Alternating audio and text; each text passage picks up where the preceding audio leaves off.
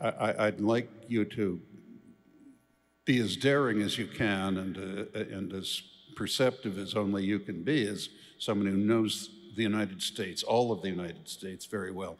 What do you predict is going to happen in this political year in that country? You know, thank you. I couldn't be more grateful to be an American. I've always felt that way.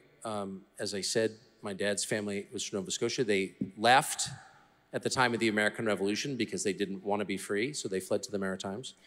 And just kidding. But anyway, and then they came back, ultimately. Many are still there. Their name is Rayfuse. I think they're liberal. But I have always been grateful for my birthright as an American and for the God-given rights that are protected by my government officially in the Bill of Rights, which is a beautiful document, the greatest document we've ever produced, and that no other country has. So, and I will feel that way till I die. And unlike a lot of people in our leadership class, I have no plans to go anywhere else. I've got too many children and too many dogs, and I'm dying there. But I'm definitely very concerned, and I can't see the outcome of this year clearly at all. I was thinking yesterday, it really is like looking through a shower curtain. You see these opaque shapes lurking, but you can't tell if they're, friend or foe, nude or clothed. You don't really know what you're looking at. But you know that there is a collision coming between titanic forces, the population of America versus its leaders. And it's coming to a head because of the structure of this election. And so you have the Republican candidate, and he is going to be the candidate, whose election is the one thing. Well, I think it's kind of determined. And of course, it's politics, so it's filled with all sorts of, the amount of ugliness display beneath the surface in all politics everywhere is really awe-inspiring. These people are really dirty everywhere, not just my country. You may know about that. But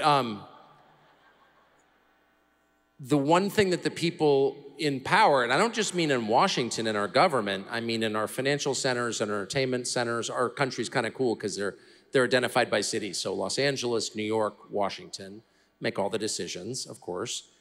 And the one thing they won't tolerate is the orange man in power.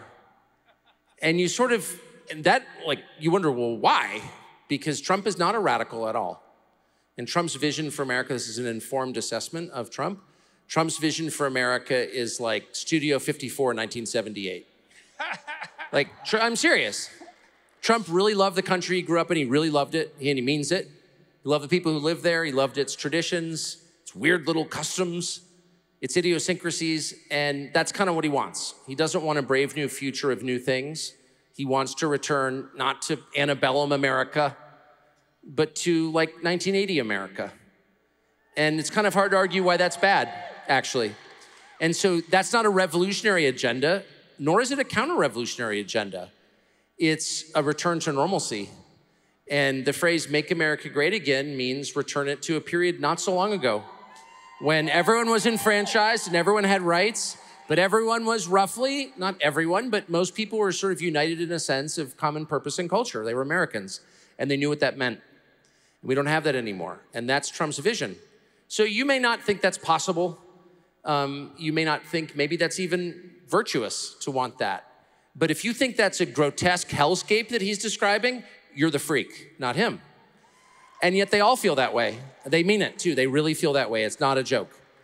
And so what's gonna happen? And I guess I dissent a little bit from the much more optimistic view that you have, both of you, which I really appreciate hearing and I want to believe it, but that in the end, the will of the people matters. The conclusion that I've come to is that it matters less than it should, and that the people in power really do make the bulk of the decisions. And I say that after spending 35 years in Washington and watching the agenda of both parties and comparing that agenda to the public opinion polling of what people actually want and finding no union set.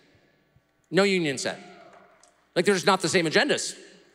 And we have a democratic system where these people are elected every 2 years in the Congress, every 6 years in the Senate, every 4 years in the White House. And their agenda never changes, and the desires of the American public, by and large, are never met or even addressed. And you sort of, after a while, conclude, maybe it doesn't matter what people want, it only matters what the people in power want. I don't want to think that, but I don't know what other conclusion to reach. So what you have now is a legit mass movement on behalf of Donald Trump that's 100% real, and you have absolute ironclad resistance to the democratic process working its way to a legitimate conclusion by the people who have all the power. What happens next? I don't even know. And I'll sum it up this way. Today, it is a race in the foreseeable future between Donald Trump, the former president, now effectively the Republican nominee, and the incumbent president. They got more votes than Barack Obama somehow, because he's just so popular. It's just the magnetism. He spent the entire 2020 campaign moldering and deteriorating in his basement, and somehow he was more popular than Barack Obama. Right, okay. Anyway, so it's the race between Biden and Obama. I just don't see that happening. I just don't. And that, I hope to be wrong. I want to return to normalcy too. I'm the opposite of a revolutionary too. That's what I love about Trump.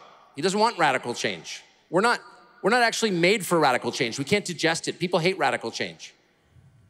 They want kind of continuity, and I do too. But I just don't see this playing out the way it's currently formulated. Sorry. See, so I would say maybe that, and you, Tucker, you actually asked for an alternative to the view that you were expressing, the somewhat pessimistic view of the dominance of people in power. In the video that led up to your entrance onto the stage, you pointed out a realization that you had, which was that nothing better in your life can happen to you than what happens if you tell the truth. And I believe that to be the case. I actually believe that that's why we have the idea that power is vested in the people. And I don't think that power is where people think it is. I don't think that power is in the hands of the elite. The ability to manipulate, misuse power might be in the hand of the elite, but the power that we need to set the world straight is actually at your fingertips. And this is actually a rather terrifying realization, because there's some relief in thinking that the elites can do whatever they want and there's nothing that someone as small as you could possibly do about it. And that's wrong because you're not small. And it's wrong because it's irresponsible to presume that. And it's wrong because the truth is more terrifying and also more liberating. And the truth of the matter is that if you utilized what you had at hand, which at least is the ability that you have at hand to say what you think truly and as clearly as you can, even if you're not that articulate, that the world would change around you in ways that would make you immune to the blandishments of the power-mongering elite. And I'm hoping that enough people will realize the power of their affinity with the truth, especially when it's allied with the will to aim up, to have the courage to speak that truth. And if enough people do that, then the terrible things that we're concerned about coming forward at us in the future will have no purchase whatsoever.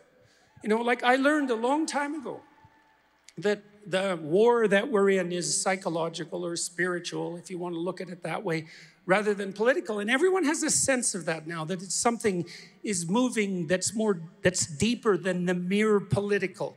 The tectonic plates themselves are shifting, and you're all going to play a role in that, and the role you'll play is going to be determined by what you determine to ally your speech with, for example, your decision about whether or not you're going to tell the truth in the confines of your own life.